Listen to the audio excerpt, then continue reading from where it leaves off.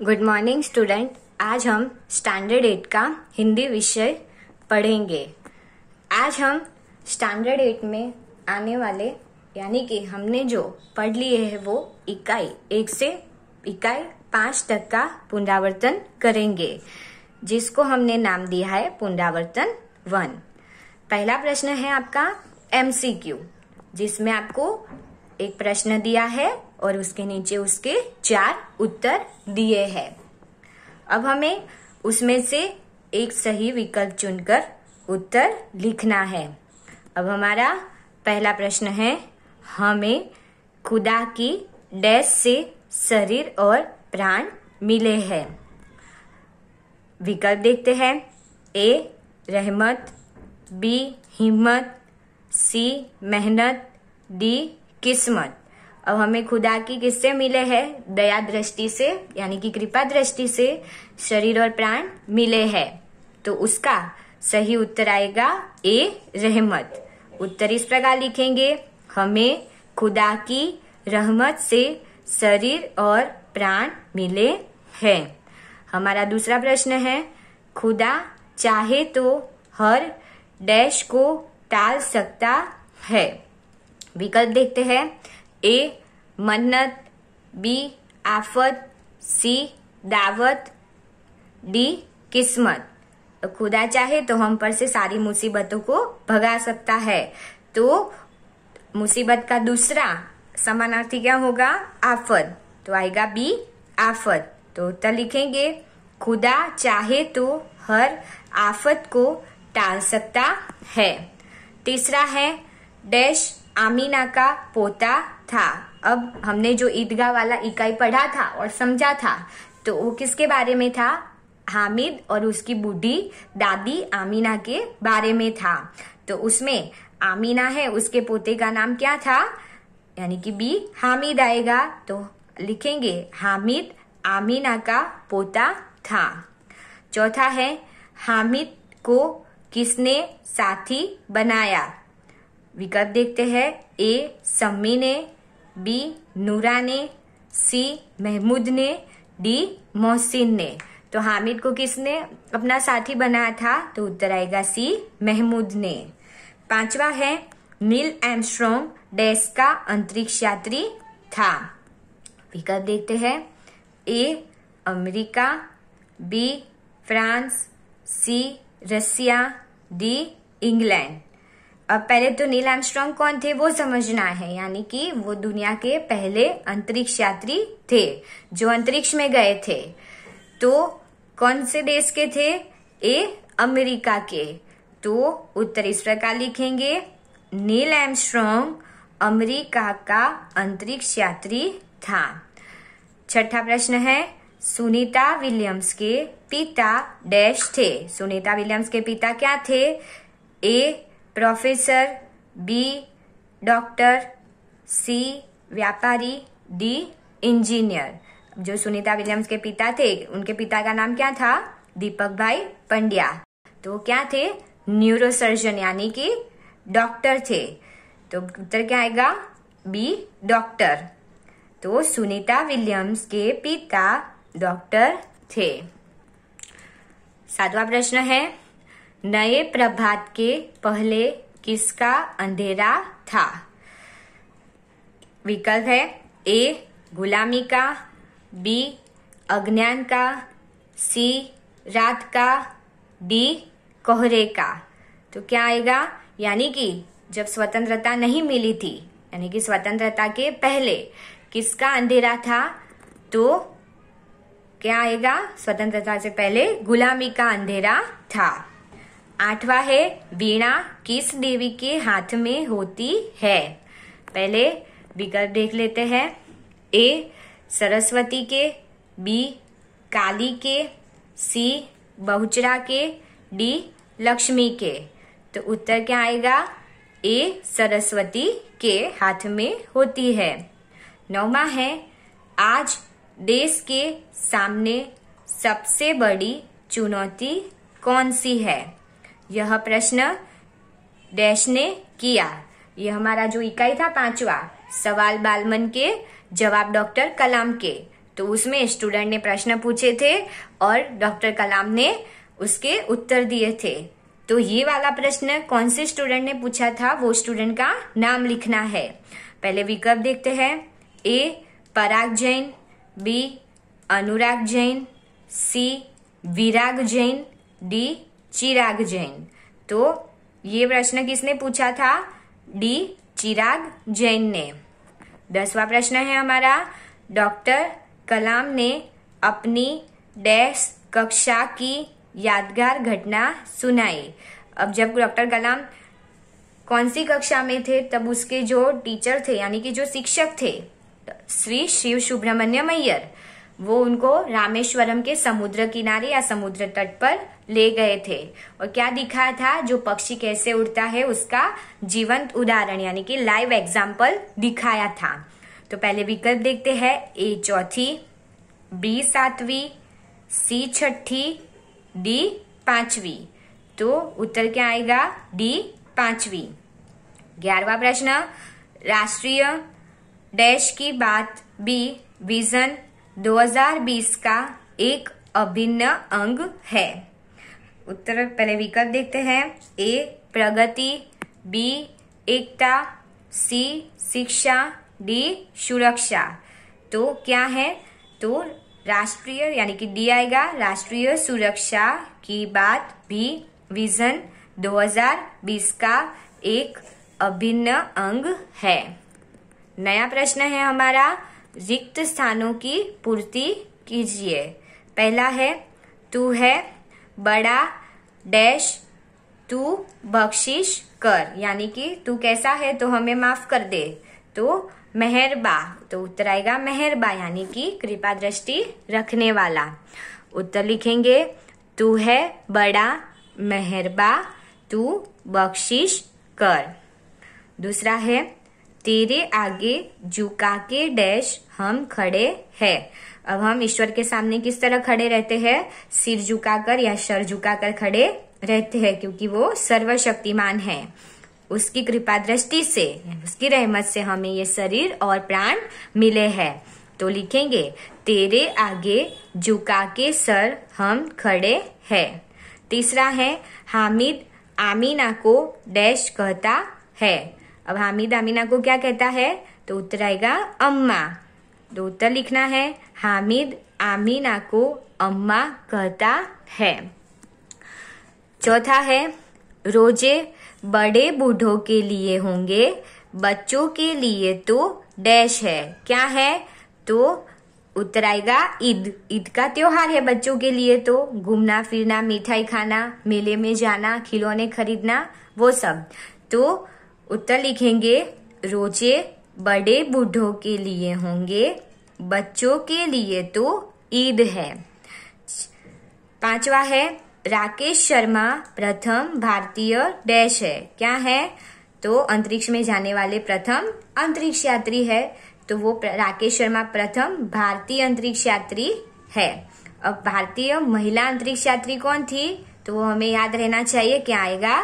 कल्पना चावला। और दूसरी अंतरिक्ष यात्री पूछा जाए तो क्या आएगा? सुनीता विलियम्स।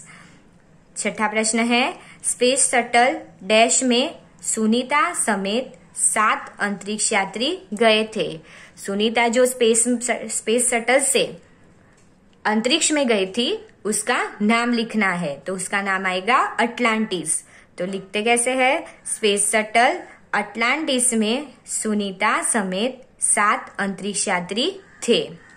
7वां है, उठो धरा के डैश सपूतों पुनः नया निर्माण करो। अब सपूतों को कैसा बोला गया है वो लिखना है। तो उत्तर आएगा अमर। उठो धरा के अमर सपूतों पुनः नया निर्माण करो। 8वां है, सत सत दीपक जला डैश के नव युग का आह्वान करो। किसके दीपक जलाने को बोला है? तो उत्तर आएगा ज्ञान। सत सत दीपक जला ज्ञान के नव युग का आह्वान करो, यानी कि बहुत सारा ज्ञान प्राप्त कर हम नवयुग यानी कि एक अच्छा युग लाते हैं, अच्छा समय लाते हैं। 9वां प्रश्न है, डॉक्टर कलाम के अनुसार सन डैश तक भारत एक विकसित देश बन जाएगा। कब तक बन जाएगा वो लिखना है, तो उत्तर आएगा 2020 तक। तो उत्तर लिखते हैं डॉक्टर कलाम के अनुसार सन 2020 तक भारत एक 2020 तक विकसित देश बन जाएगा। 10वां है हमारे देश की जनसंख्या 1 डैश से अधिक है। तो जनसंख्या कितनी है हमारे देश की? अरब। तो लिखना है हमारे देश की जनसंख्या 1 अरब से अधिक है। अब हमारा नया प्रश्न है सही वाक्यांश चुनकर विधानों को पूर्ण कीजिए। इसमें हमें उत्तर दिया है वो आधा अधूरा है, उसका जो उत्तर है वो विकल्प में से चुनकर पूरा करना है। पहला है हम ईश्वर के सामने सिर झुकाकर खड़े हैं क्योंकि। अब पहले विकल्प देखते हैं। ऐसा न करने पर वह हमें सजा देगा। ब वह सर्वशक्तिमान है। क हमें ऐसा करना सिखाया गया है। तो क्या आएगा?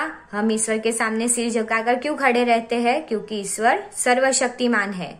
तो उत्तर आएगा वह सर्वशक्तिमान है। दूसरा है चिमटे का दाम सुनकर हामिद का दिल बैठ गया क्योंकि। पहले विकल्प देख लेते हैं।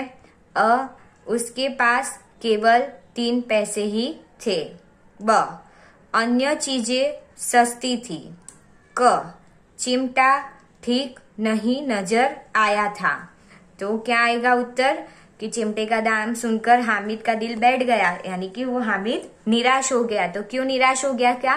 क्योंकि चिमटे का दाम ज्यादा था और हामिद के पास केवल 3 पैसे ही थे। तो उत्तर आएगा उसके पास केवल 3 पैसे ही थे। तीसरा प्रश्न है सुनीता में साहसिक वृत्तियां उभर सकी क्योंकि। तो उसके विकल्प देखते हैं। उनकी माँ भी एक साहसी महिला थी। ब उनका पालन पोषण अमेरिका के मुक्त वातावरण में हुआ था। क उनके पिता दीपक भाई पंड्या न्यूरोसर्जन थे। अब उसका सही उत्तर क्या आएगा? तो ब उनका पालन पोषण अमेरिका के मुक्त वातावरण में हुआ था। चौथा प्रश्न है ज्ञान दीपक के समान है क्योंकि। क्या आएगा? तो विकल्प देखते हैं पहले। उसे पाने के लिए परिश्रम के तेल की जरूरत पड़ती है। ब मनुष्य के मस्तिष्क की रचना दीपक जैसी है।